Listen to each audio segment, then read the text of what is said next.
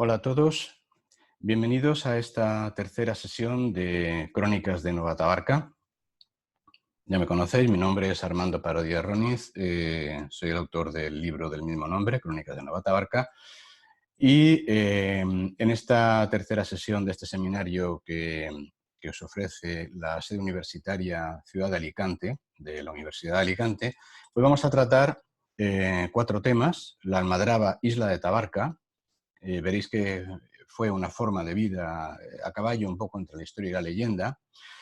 Hablaremos de la iglesia de San Pedro y San Pablo, de la religión en Nova Tabarca, incluyendo la Semana Santa tabarquina, para muchos muy desconocida.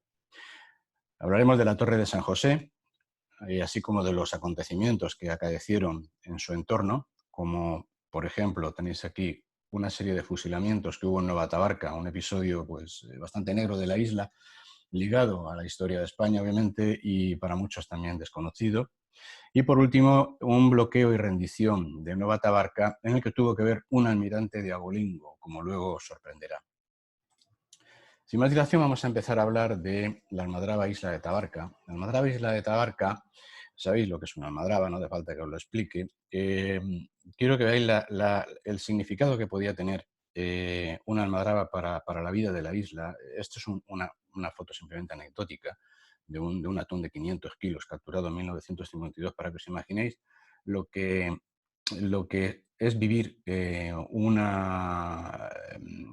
arte de pesca como es el de Nova Tabarca. No es una foto de Nova Tabarca, pero de alguna manera quería un poco sorprender con esta imagen de entrada.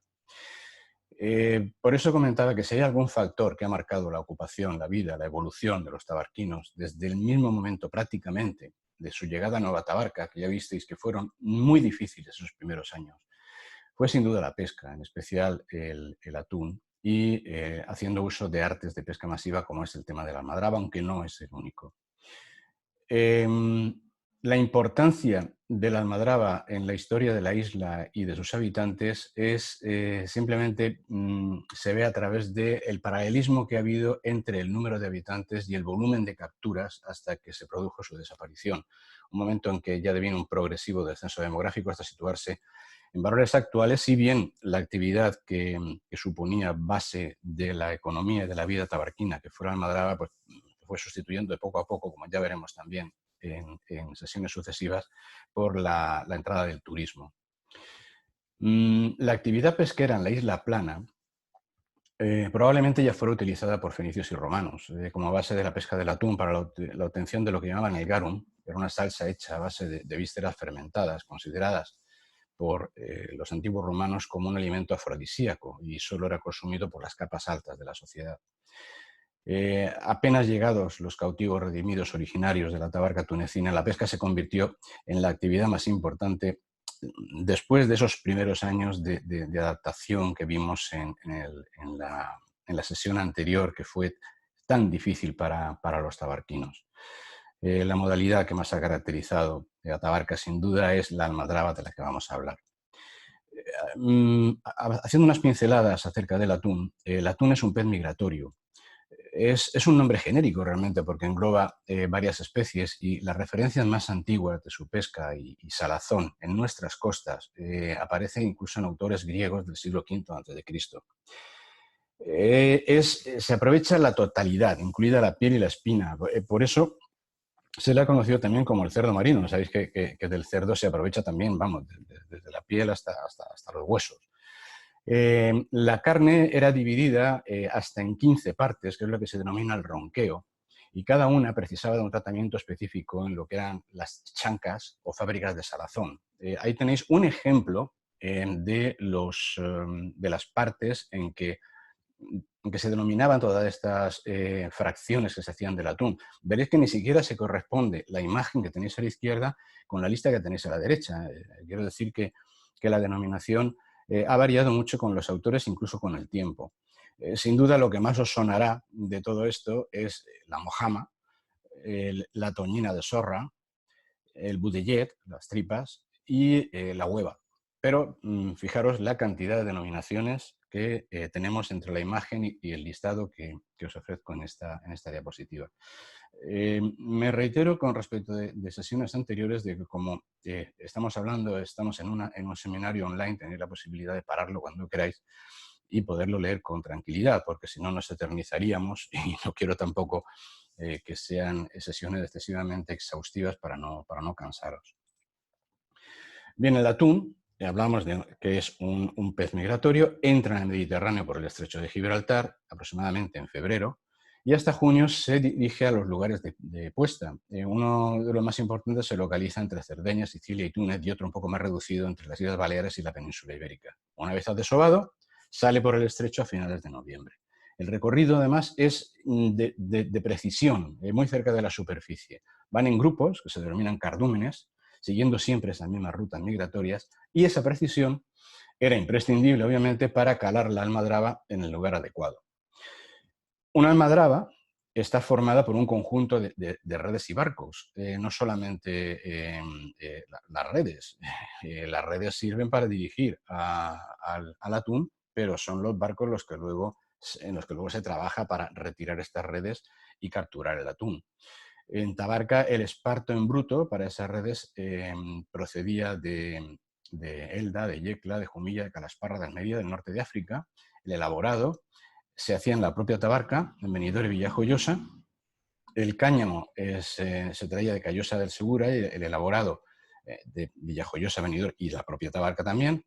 La denominada rosca o corteza de pino para el tintado venía de Tibi, de Villajoyosa y de Campello. El corcho para las boyas de Argelia y el fuerte hilo que se utilizaba, denominado piola, se trabajaba en Villajoyosa, que contaba con los mejores talleres de redes de la provincia.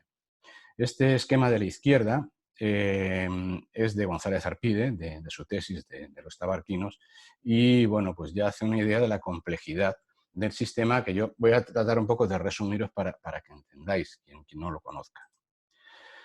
Su funcionamiento no era ni más ni menos que interceptar esas rutas migratorias y concentrar los atunes que habían entrado en la almadraba para poderlo extraer rodeándolos con estas barcas, ¿no? Debido a que los atunes van y vuelven por la misma ruta, pues también había almadrabas de ida y vuelta. Podían ser de paso o de derecho, cuando se capturaba el atún antes de ir a desovar, o de venida o de revés, cuando los peces volvían al Atlántico. Los ejemplares mayores son obviamente los de paso, ya que al iniciar el periodo reproductivo dejan de alimentarse y en otoño a la vuelta han perdido hasta un 35% de peso.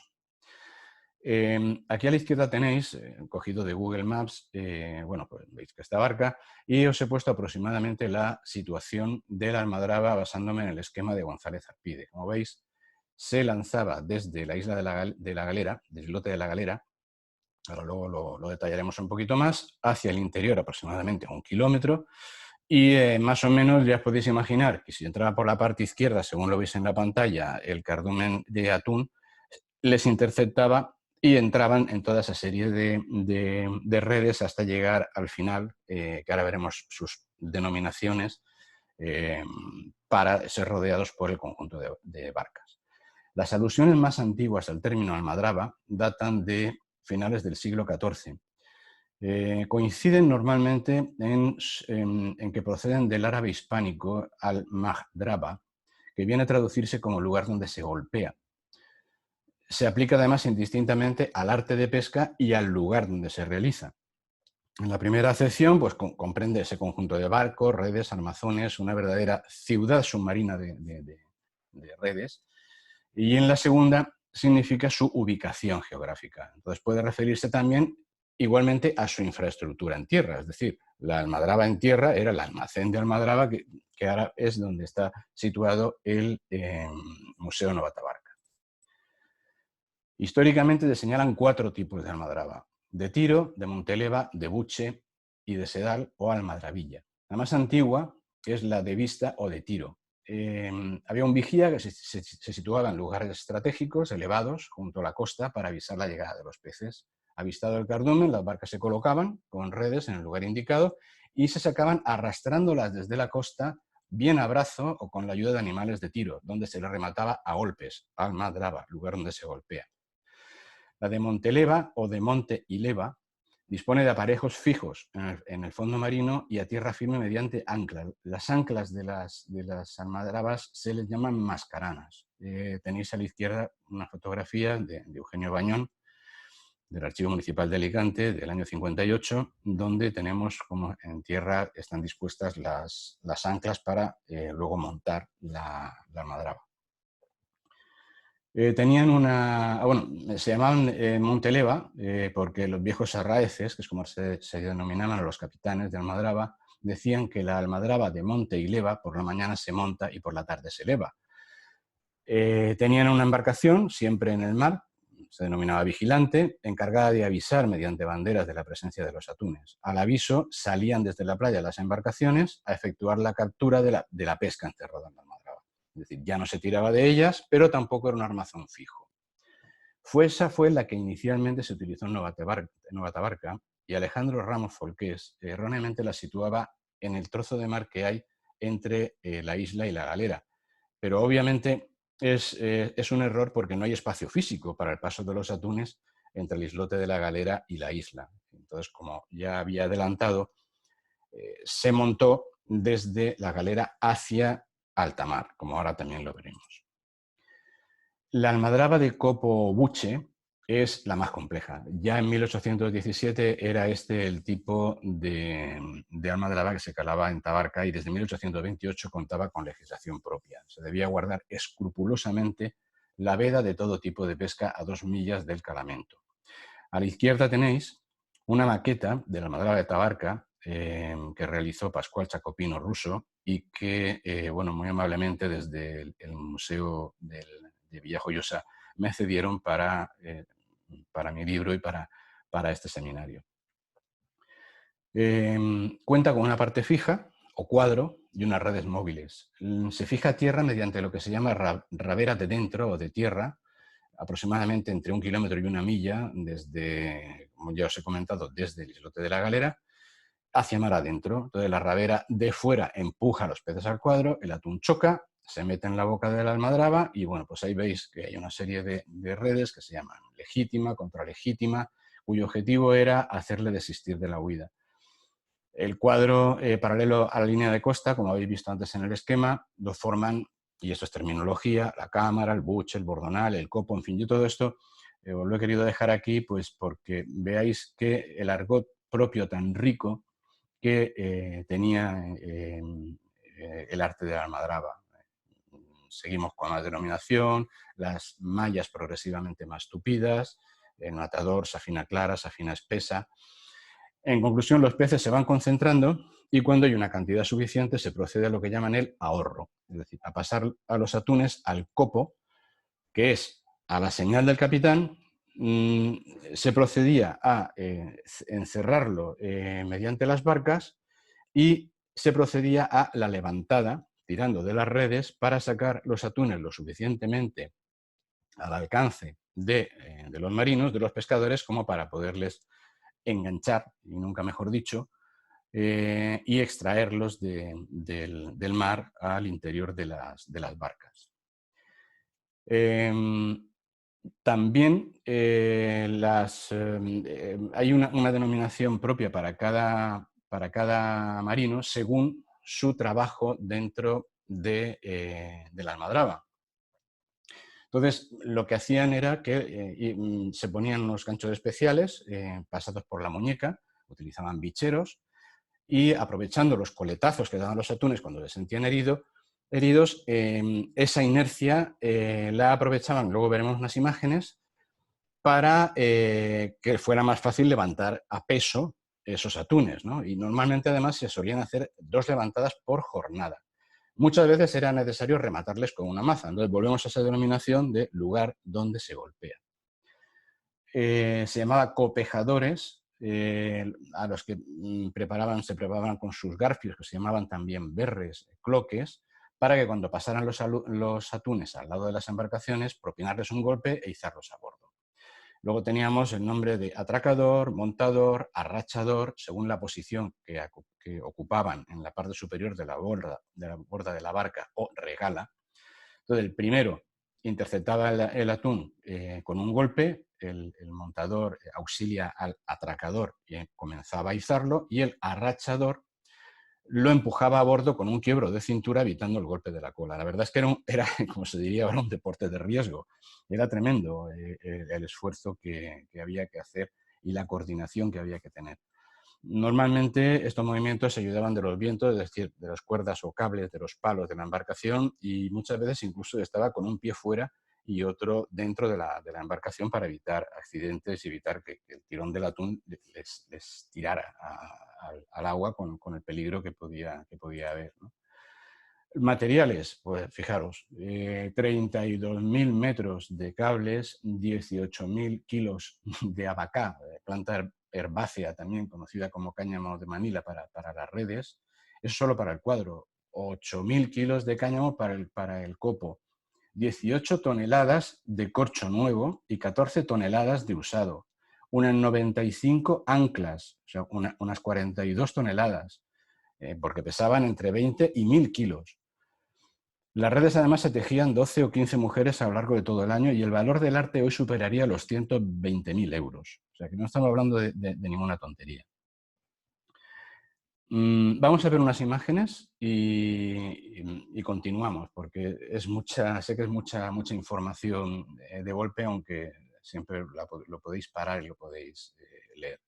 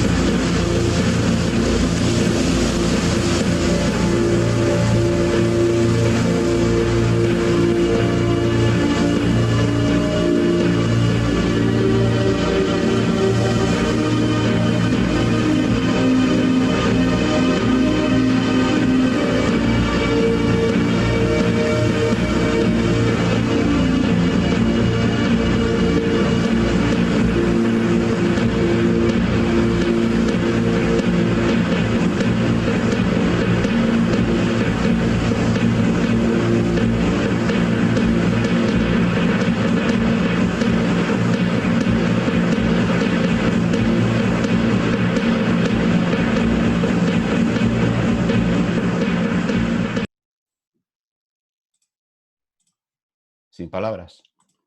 Tremendo. Son unas imágenes que son de la Filmoteca Nacional y son de 1947. Son las más antiguas que se conservan de la Almadraba de Tabarca. Creo que poco hay que añadir a lo que habéis visto. Aquí en la parte superior tenéis una fotografía de las barcas también encerrando a los atunes. Y bueno, pues poco más que añadir. La almadraba de Tabarca era una almadraba pura, de copo, que adoptaba tanto la forma de paso como de retorno. Los almacenes, como antes había comentado, estaban en el centro de la playa, que es lo que hoy es el museo de Nueva Tabarca, y había también una pequeña caseta de la que todavía se quedan unos pequeños vestigios con aparejos frente al islote de la galera.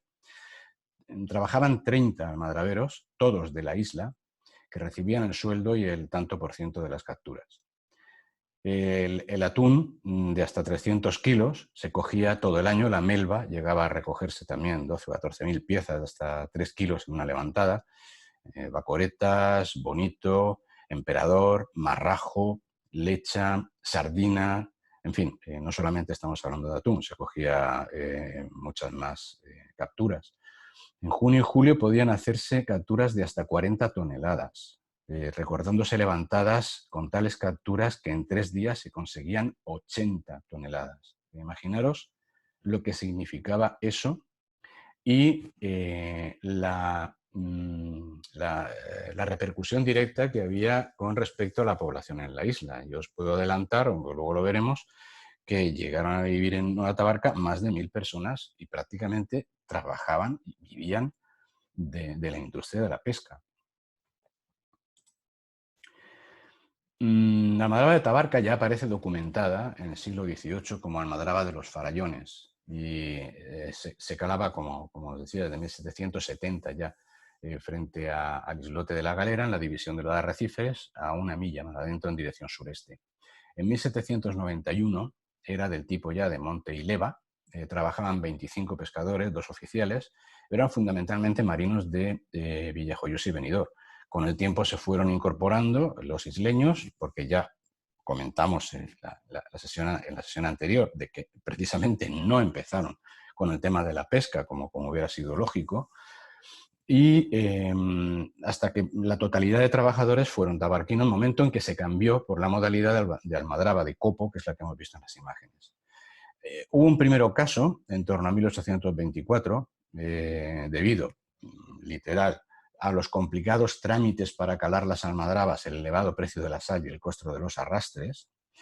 Y la toponimia, como antes adelantaba, nos sitúa frente al islote de la Galera la caseta de la almadraba o de cala rata, donde se guardaban algunos de los aperos de segundo orden de la almadraba. Las redes y las anclas más grandes se guardaban en el almacén, en el istmo de la isla, donde ya os comentaba que está situado ahora mismo el Museo de Nova Tabarca. Durante la primera mitad del siglo XIX perteneció al gremio de pescadores de Sant Jaume, de Alicante, y en 1831 se concedía su explotación a Miguel Ors, de Benidorm. En 1898 pasó a manos de la sociedad vilera Lloret y Llinares, que es la que durante más tiempo y con mayor éxito ha explotado la almadraba de Tabarca. Hizo una fortísima inversión inicial y, de hecho, hubo pérdidas los primeros años de explotación, pero los beneficios aparecieron a partir del tercero y encontraron su máxima expresión en 1913. Al año siguiente, la compra de materiales de almadrabas próximas ocasionó pérdidas relativas que marcaron el inicio de la disolución de esta sociedad, que, compuesta por más de 30 accionistas, repartía pocos dividendos.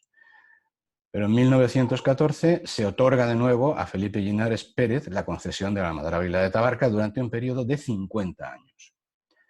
Entre 1916 y 1919 no se utilizó la almadraba, pero hasta 1924 no consta interés del director general de pesca por los motivos por los que no se caló. Y el concesionario se justificó por la declaración de la guerra europea.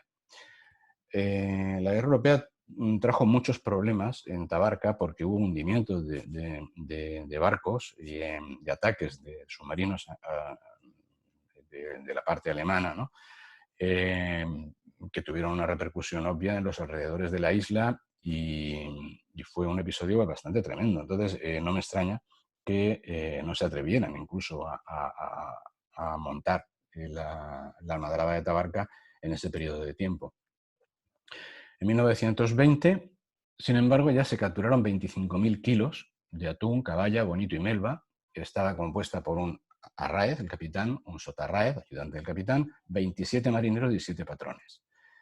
En el 21 se aprobó el reglamento para la pesca con el arte de almadrabas, en el que se establecía que las concesiones se adjudicarían por 20 años improrrogables, pero sabemos que esta almadraba fue explotada primero por Felipe Llinares y a continuación por sus herederos, porque se renovó la concesión en 1939 y en el 43 de forma provisional a los descendientes.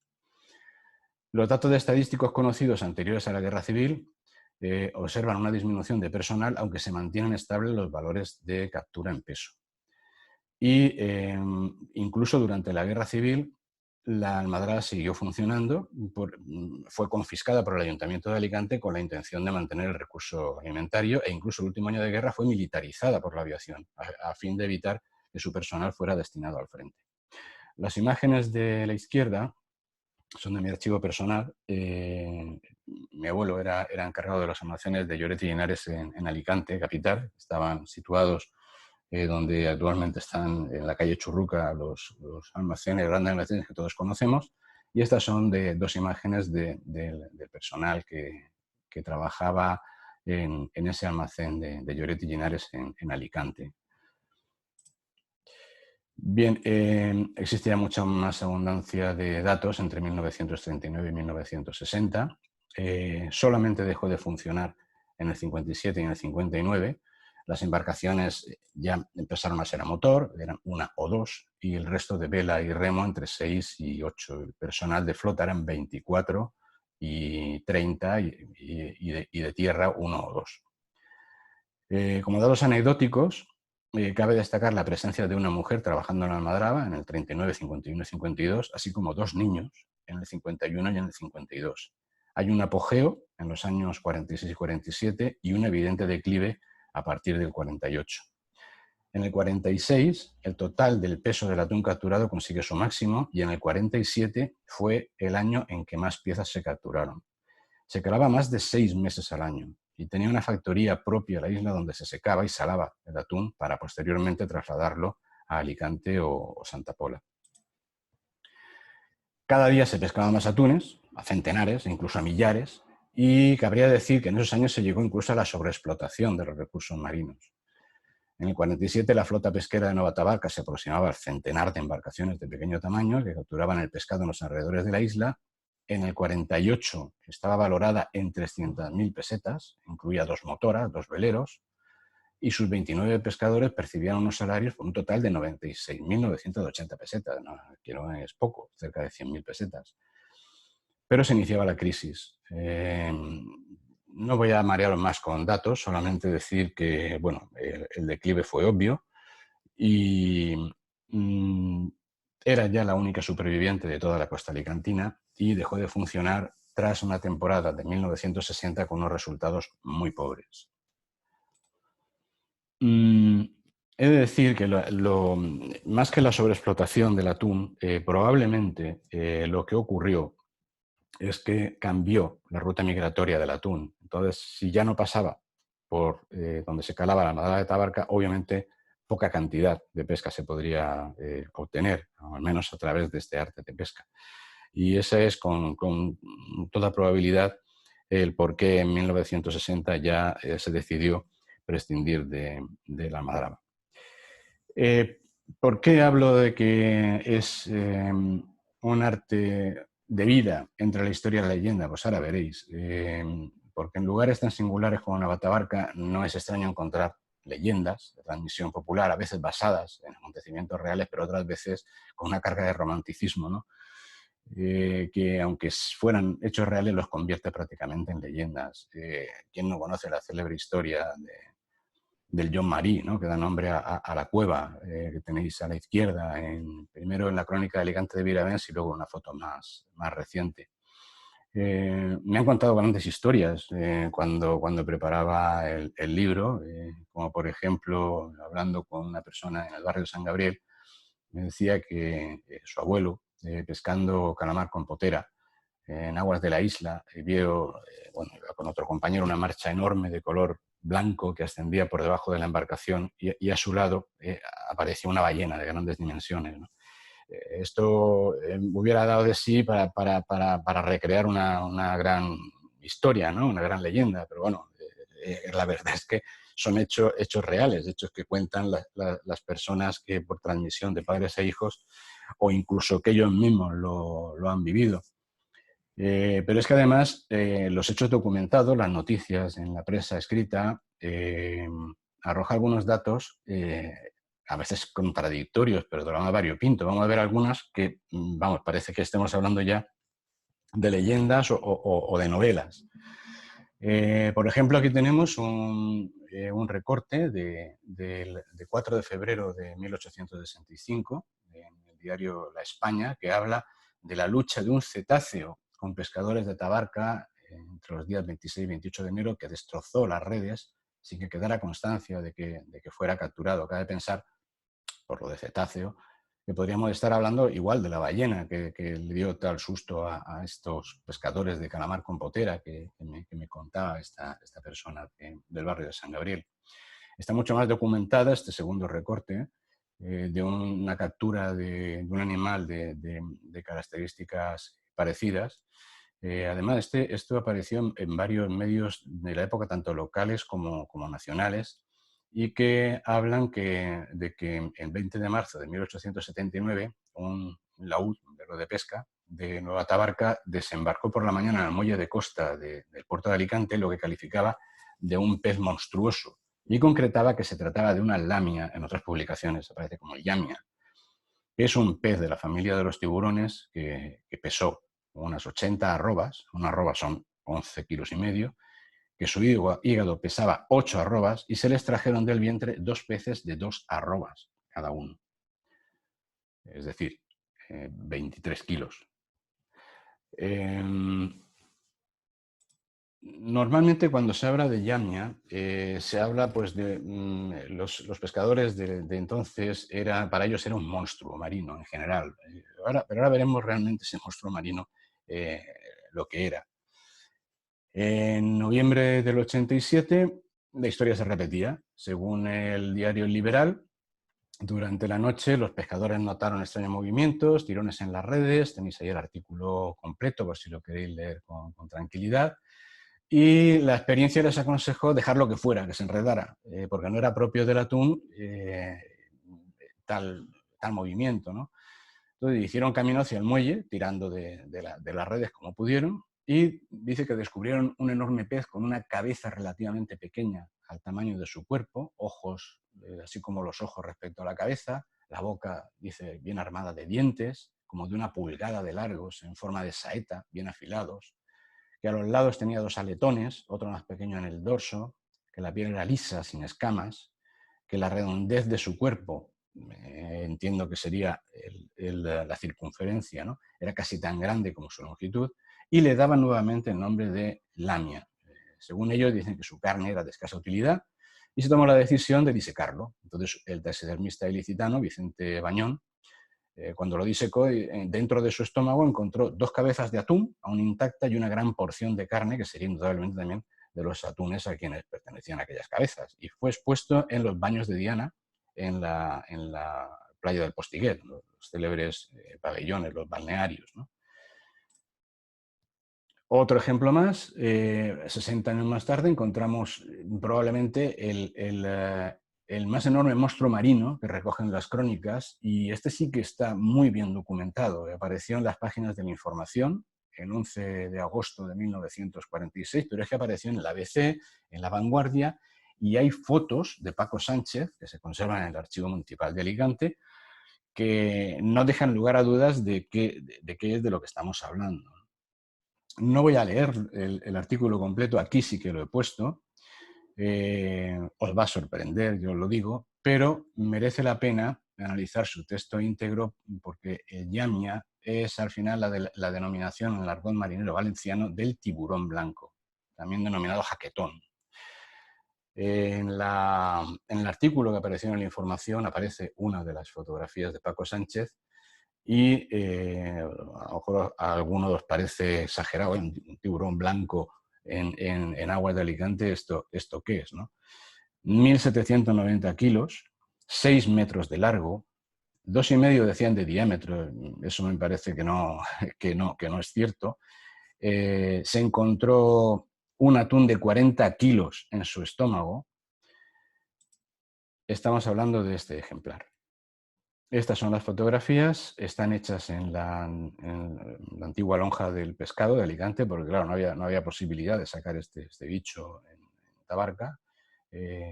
Más de 40 hombres tuvieron que intervenir para desembarcar este tiburón blanco. Y bueno, pues se pagó 1.200 pesetas cuando fue descuartizado, fue adquirido por Vicente Enrique.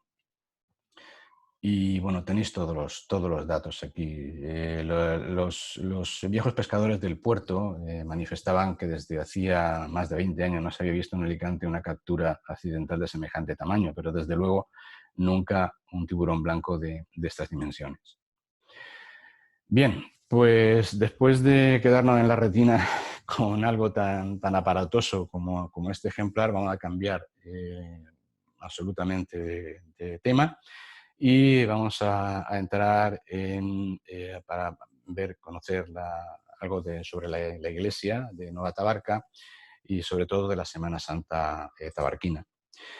La profunda religiosidad de los cautivos tabarquinos fue precisamente su tabla de salvación. O sea, la fuerza de su fe, fortalecida por el padre Juan Bautista Riverola, que era el cura de Tabarca, la Tabarca tunecina.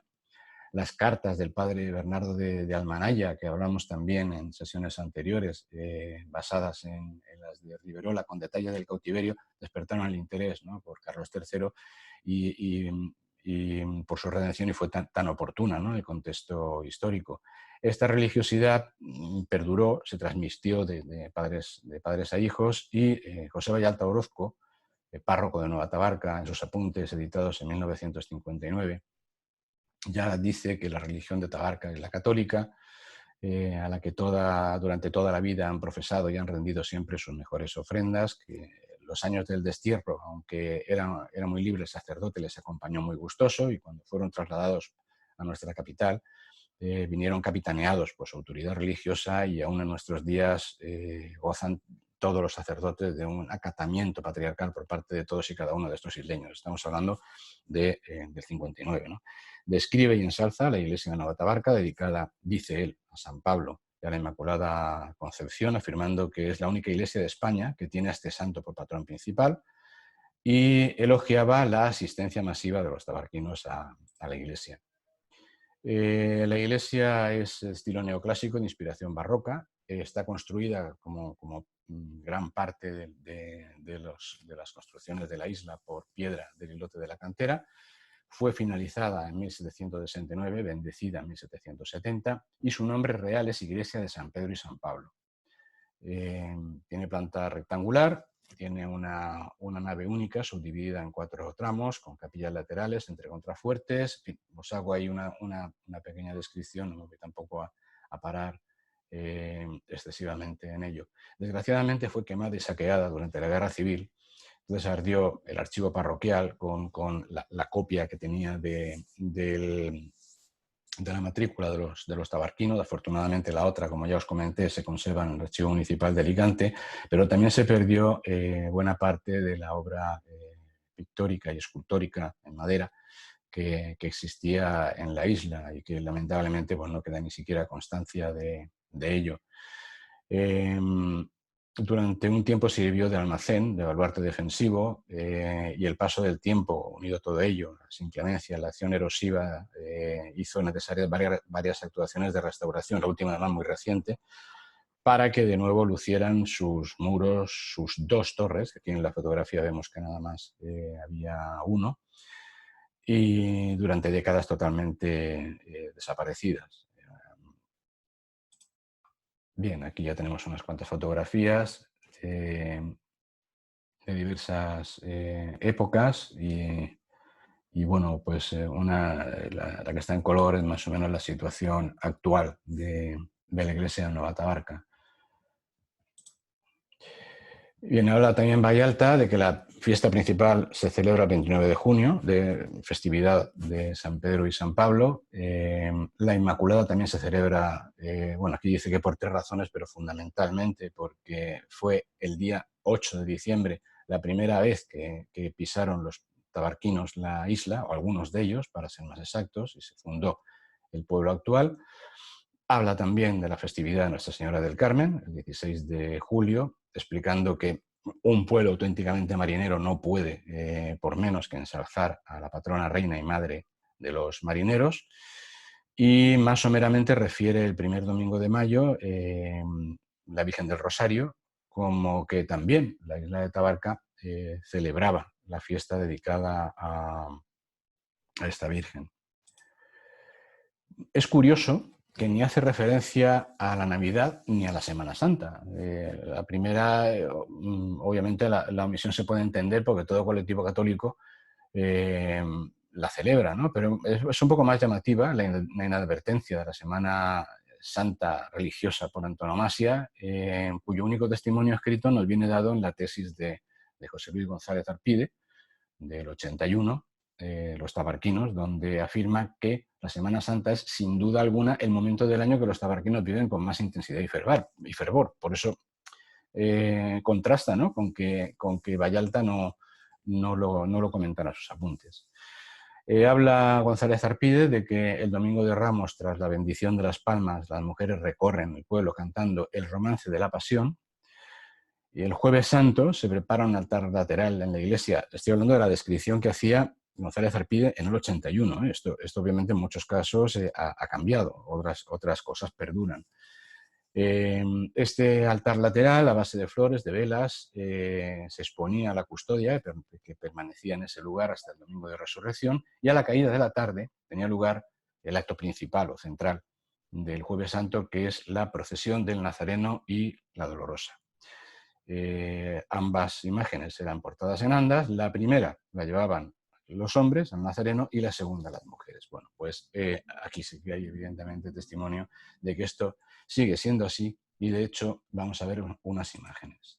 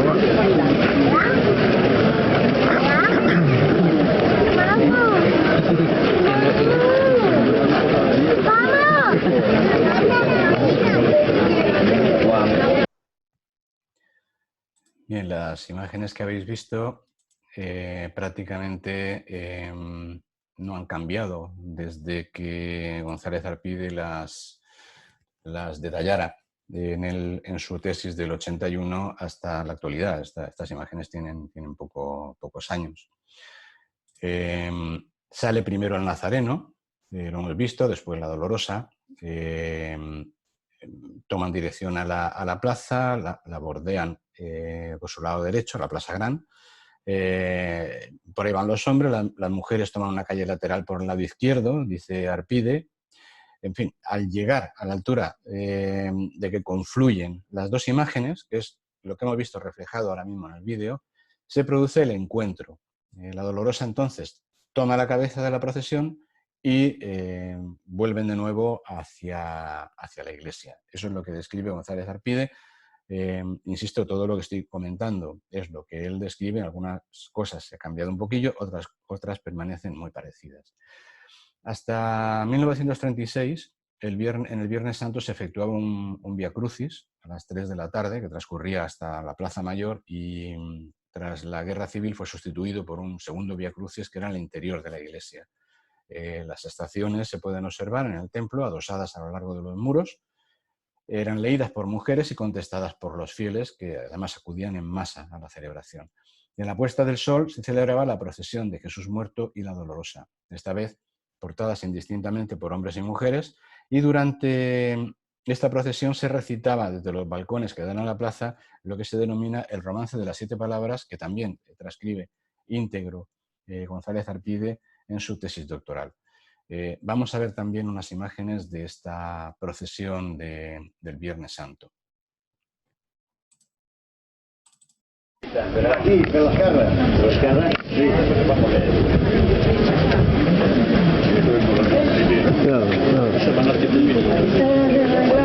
No, fíjate, anem per aquí, anem per aquí. Si és que no... Vale, Ese no te calientes ya. ¿Dónde está mando? Entonces, comienza a bajar. ¿Qué falta mirar?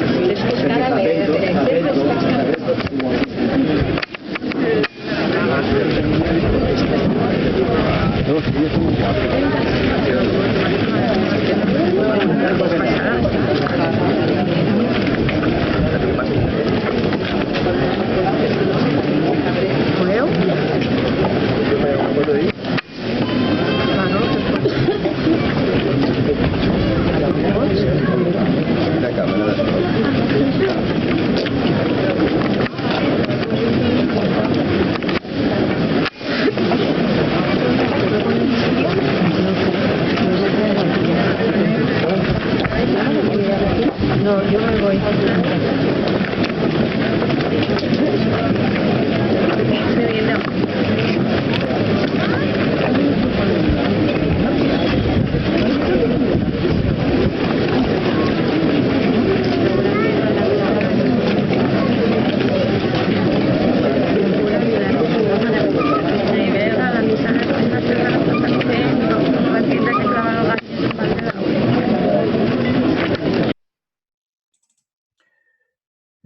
Poco que añadir, ¿no?, a unas imágenes tan elocuentes.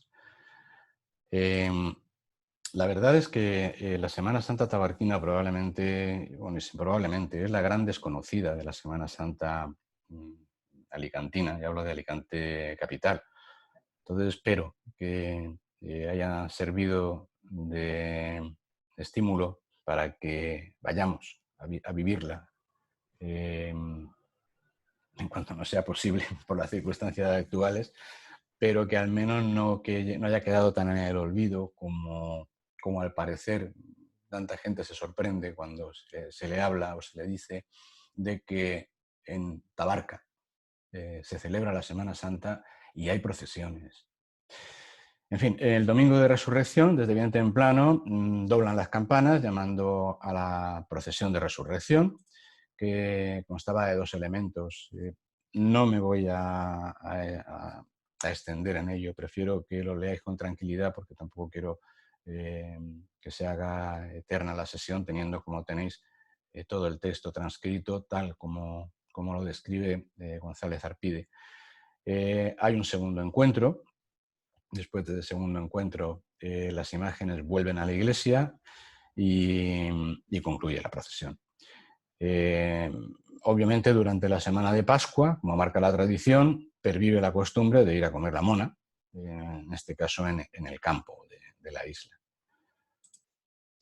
Bueno, y esto, para concluir el tema de la iglesia, estos son imágenes muy poco conocidas. Tenéis a la izquierda, las 3 de la izquierda, son imágenes de la cripta que hay bajo la iglesia, donde veis que hay varios enterramientos. Algunos están identificados, del primer párroco de Nueva Tabarca, del primer gobernador de Nueva Tabarca, pero hay algunos que todavía se desconocen. Yo confío que con el tiempo esto se pueda abrir al público, se pueda documentar mejor. Me consta que hay estudios en marcha, lo mismo que las imágenes de la derecha, que son unas bóvedas que hay también aproximadamente debajo de la iglesia. Se desconoce realmente, o al menos yo no conozco qué finalidad tenían, pero vemos que son una construcción muy sólida y el problema es que están llenas de escombro arqueológico. Entonces, claro, no es cuestión de vaciarlo y poner en marcha las visitas, hay que estudiarlo. Esto me lo explicaba el amigo José Manuel Pérez Burgos. Va a llevar su tiempo, pero yo estoy convencido de que esto formará parte de la visita obligada de todo aquel que quiera conocer Nueva Tabarca en el momento en que se pueda abrir al público. Luego veremos también otras imágenes poco conocidas, pero en el siguiente tema, que es la Torre de San José. Bien, me imagino que ya os llama la atención de entrada, ¿no?, que titule este apartado Fusilamientos en Nueva Tabarca, pero es que realmente, independientemente de hablar de lo que es la Torre de San José, es probablemente, y sin probablemente, el acontecimiento más llamativo, ¿no?, y menos conocido que aconteció en los alrededores o relacionado con la Torre de San José. Vamos a ello. Tras más de medio siglo de tranquilidad, la vida cotidiana de los tabarquinos se vio alterada el 12 de noviembre de 1838, cuando tuvieron que presenciar un lamentable espectáculo. Dámaso Calvo, que es historiador de la Primera Guerra Carlista, explica en su libro Historia de Cabrera y de la Guerra Civil en Aragón, Valencia y Murcia, que la noticia de que habían sido fusilados en el pueblo de Forcal por los carlistas 96 sargentos prisioneros de la acción de Maella, de que en convento de San Francisco de esta población también perecieron 37 heridos, que 50 soldados del regimiento de caballería del rey, puestos en desnudez, perecieron al filo de las espadas de los carlistas, fue causa de que tuviera inmediatamente imitación y represalias en Zaragoza, en Teruel y en otros puntos fortificados donde había prisioneros carlistas. Bueno, pues resulta que en la ciudad de Alicante no pudo sustraerse a estas represalias y por 2 veces se desarrollaron en Alicante, ciudad, sangrientos sucesos. Uno en la propia ciudad, como decía, y otro en Novatabarca. Dado que la Torre de San José había sido destinada como depósito de prisioneros carlistas, como mazmorra, en pocas palabras. La de la izquierda pertenece a la crónica de Alicante de Viravens y es bueno, pues una imagen antigua de la Torre de San José. Fijaros que es guarnición militar. Tenéis precisamente en la entrada un soldado y aquí abajo a la izquierda otro. Hablando de la torre o castillo de San José, es uno de los edificios más notables que se construyeron en la isla. Fue proyectada por Baltasar Ricaud en 1789. Veis que tiene planta cuadrada, en forma de pirámide truncada y rodeada por un foso. Viravens describe en su crónica que constaba de 3 pisos, que había un patio, habitaciones para cárcel y alojamiento de tropa, que se accedía y se accede por una escalera de cantería, que la veis también en las imágenes, interceptada por un puente levadizo.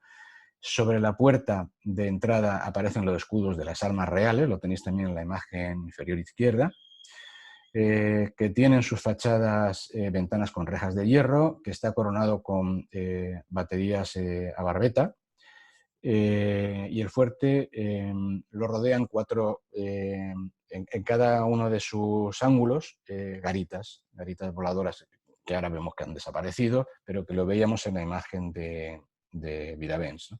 Disponía también de un aljibe para la recogida de aguas pluviales. Fue utilizada como prisión del Estado en la guerra civil que estalló pues, a la muerte de Fernando VII y más tarde ha sido cuartel de la Guardia Civil y luego se ha utilizado como almacén del Instituto de Ecología Litoral. Estos son los planos, el perfil de la fuerte o torre que se proponía ejecutar. No es que haya una falta de ortografía en el texto, es que es como viene en los planos. Este fue el diseño de Baltasar Ricaud del año 1789. Estas son las modificaciones que se hicieron al diseño de Baltasar Ricaud cuando ya la Real Orden de septiembre de 1790 dio paso a la construcción. Entonces, estas son realmente el alzado de la Torre de San José que hoy conocemos, con las pérdidas que se han producido, pues, por ejemplo, de las 4 garitas que comentábamos antes. Y esos son planos alzados mucho más recientemente, con bastante posterioridad a los que hemos visto antes, que están fechados el 28 de julio de 1855 y que están en la Dirección de Subinspección de Ingenieros de Valencia, Comandancia de Alicante. ¿Lo veis? Es muy parecidas a los anteriores, perdón. ¿Veis? Bien, yo aquí os expongo pues, toda la historia de los fusilamientos. Lo vamos a ver por encima, pero lo podéis leer con tranquilidad cuando queráis. El comandante general de la provincia, cumpliendo órdenes recibidas de la Junta de Salvación y Defensa de Reino de Valencia, nombró en Alicante una junta de represalias y esta ordenó pasar por las armas a 19 prisioneros que había en la isla. Casi todos eran sargentos. Consecuencia de lo que hemos comentado antes y que mencionaba Calvo en su crónica. En medio de esa vorágine de represalias se recibió un despacho en Alicante con órdenes muy precisas de ejecutar de inmediato a los prisioneros carlistas custodiados en la isla, y el 12 de noviembre, al amanecer, pues parte un pequeño contingente militar del puerto de Alicante para cumplir ese mandamiento. Fueron recibidos por el gobernador de la isla, entonces era Francisco Lanzarote, con gran sorpresa, porque no tenían ni idea de a qué iban estos militares a la isla, pero la orden no permitía ninguna dilación. Esa misma mañana los 19 legitimistas tenían que ser pasados por las armas. Entonces, claro, imaginaros la sorpresa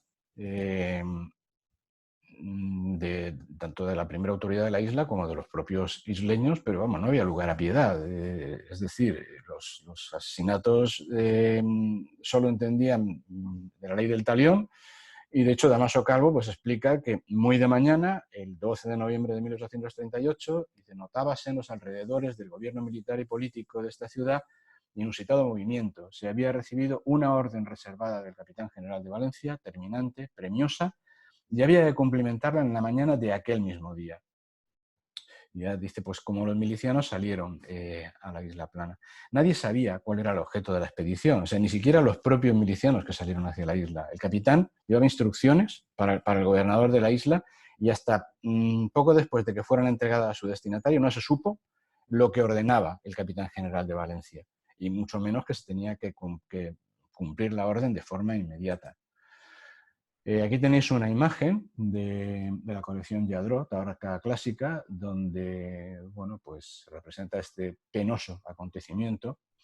Y veis a la izquierda la imagen de un sacerdote. Bueno, pues ese era el párroco de Tabarca, Miquel Bosch, que suplicó que se demorase esa terrible ejecución el tiempo necesario para preparar a aquellos infelices, darle la extrema unción, ¿no?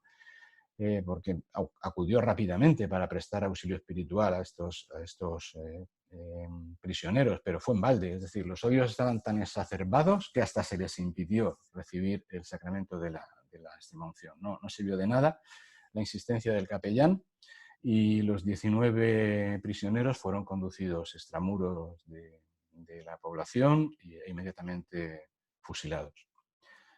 Sobre las 10 de la mañana, dicen las crónicas. Ellos eran 9 sargentos primeros, 9 sargentos segundos, procedían casi todos de la partida comandada por Antonio Tallada y Romeu, que era el lugarteniente de Cabrera, que fue dispersada por el ejército liberal en los campos de la Mancha. En el libro de defunciones de la parroquia figuran los nombres y el lugar nativo, con algunos errores. Y bueno, pues esta es el listado. Y esta placa que veis a la izquierda está en Nueva Tabarca. Es una placa conmemorativa que creo que colocó la Junta de Comunión Tradicionalista Carlista de Madrid en 1996. Pues hasta entonces, hasta esa fecha, no se les rescató del olvido a estos prisioneros fusilados. Bueno, pues aunque cueste de creer, la Torre de San José también cayó en el olvido, y su destino quedó incluso en el aire, porque llegó a ser sacada a subasta por el Ministerio del Interior en diciembre de 2010. Os lo dejo aquí el texto, pero bueno, ya habla de que el antiguo torreón de la Guardia Civil en Alicante, Isla Tabarca, conocido como Castillo de San José, se licitaba para una subasta que en principio era de 395.811 euros de partida, en la segunda 356.229. La segunda subasta se llevó a efecto, y en el caso de declararse desierto, que fue el caso, bueno, pues, en fin, tenéis el texto, tampoco me quiero extender mucho. Lo curioso del caso es que el Ayuntamiento comunicó al Ministerio del Interior en escrito de fecha 7 de mayo de 2001, es decir, estamos hablando de 10 años antes, las circunstancias especiales que rodeaban a este monumento, y sin embargo, como digo, una vez declarada desierta la subasta, el Ministerio publicó la licitación para la venta decir, no contentos con que no hubiera salido a subasta, se intentó vender. En fin, tenéis también ahí el texto de la puesta a la venta, pero bueno, lo curioso del caso es que el inmueble está sometido al Plan Especial de Protección de la Isla de Tabarca, se encuentra dentro del catálogo con grado 1 de protección integral y estaba sometido y está a la ordenanza para la protección del conjunto histórico-artístico y está declarado bien de interés cultural según la Ley del Patrimonio Histórico Español. Entonces, bueno, pues no tiene sentido, pero la cuestión está en que se valoró, se tasó en 395.811 euros.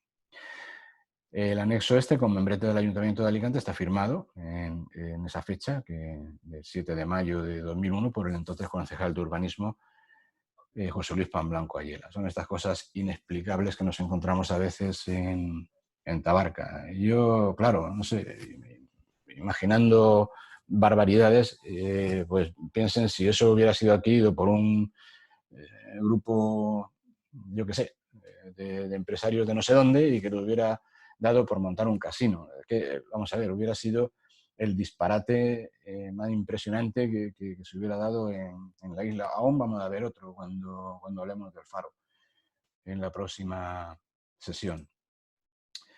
Bien, y vamos a ver por último, sin salir del tema bélico, el bloqueo y rendición de Nova Tabarca. Otro episodio bastante desconocido, pero que bueno, lo saco aquí a colación porque tuvo un protagonista verdaderamente de abolengo. Está documentado y no deja de ser bastante sorprendente. Bien, no había dado tiempo a los habitantes de Nova Tabarca a recuperarse de ese penoso espectáculo de los fusilamientos de los presos carlistas cuando, un poco más de 5 años después, en 1844, la pequeña guarnición que custodiaba la isla se adhería al pronunciamiento liberal que, dirigido por Pantaleón Bonet, había estallado en Alicante el 28 de enero. La guarnición de Nova Tabarca se puso del lado de los liberales y desde allí pues, los cañones hostigaban a las naves enemigas que solían fondear en la rada de Santa Pola, en donde se encontraban los servicios de avituallamiento y de aduanas. Tal y como se desprende del parte recibido en el Ministerio de Marina, librado por el vapor Isabel II, las bajas y estropicios que causaban los partidarios del pronunciamiento eran de bastante consideración. Pero el pronunciamiento de Nova Tabarca fue acallado a los pocos días por el comandante de las fuerzas navales que operaban en aguas alicantinas, que se llamaba Luis Hernández Pinzón y Álvarez de Vides, al mando del vapor Isabel II, que es lo que tenéis en esta pintura de Rafael Monleón, y una pequeña flota. Fijaros en el apellido. Pues este señor era descendiente directo de los hermanos Pinzón que acompañaron a Cristóbal Colón en el viaje de descubrimiento de América. Y este señor fue el responsable del bloqueo de la ciudad y puerto de Alicante cuando se declaró la rebelión de Levante, se batió con la artillería del castillo de Santa Bárbara, apresó a un falucho en África y puso en fuga a los buques Plutón y Proserpina que estaban tripulados por rebelde. El acontecimiento este de la isla se resolvió en pocos días. De hecho, en el parte fechado el 13 de febrero de 1844, está publicado en la Gaceta de Madrid el día 21 de ese mismo mes de febrero, Hernández Pinzón informaba por escrito al Ministerio de Marina de la rendición de la isla de Nova Tabarca.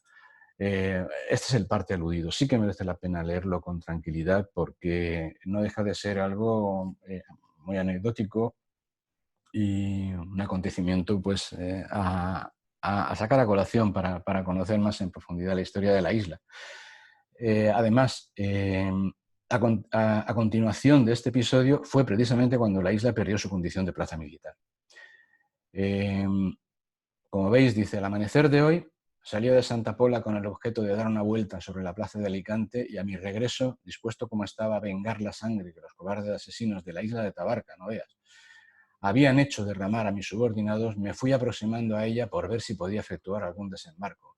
pero considerando prudente esperar a estar enterado de sus verdaderas posiciones y de su fuerza, determiné empezar a cañonearla.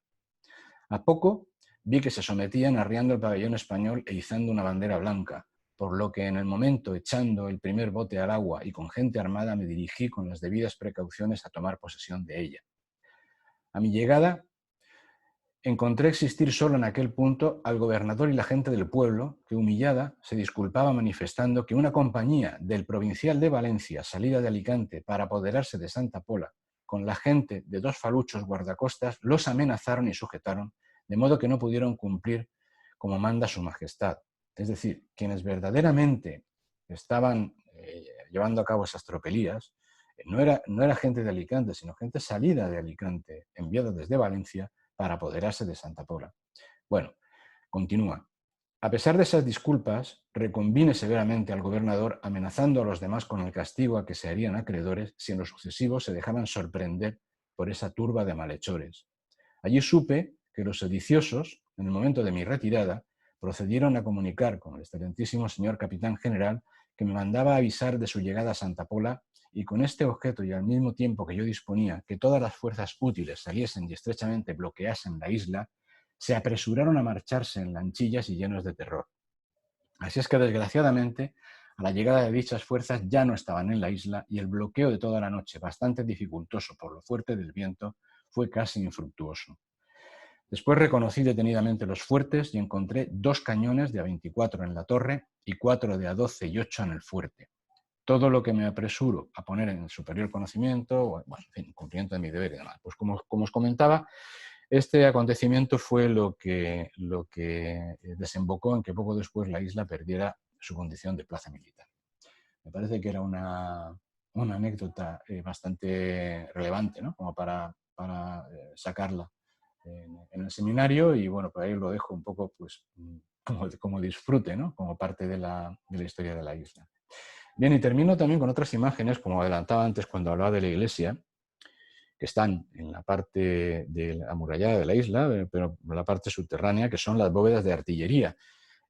También es una zona todavía poco visitada, todavía pues, a falta de terminar una rehabilitación, pero que yo estoy seguro que con el tiempo y el trabajo del ayuntamiento se va a poner en el recorrido cultural que tanto se echa en falta programar y estructurar en la isla para que no solamente sea un destino de sol y playa, sino que también nos lleve a conocer en profundidad qué es Nova Tabarca, cuál es su historia y cuál es ese patrimonio que nos ha dejado para disfrute tanto de los alicantinos como de todo aquel que se interese por un punto tan maravilloso como es nuestra isla de Tabarca. Pues eso es todo en cuanto a esta tercera sesión del Seminario Crónicas de Nueva Tabarca. Y bueno, pues la semana próxima tendremos la cuarta. Muchísimas gracias por vuestra atención y lo dicho, hasta la próxima.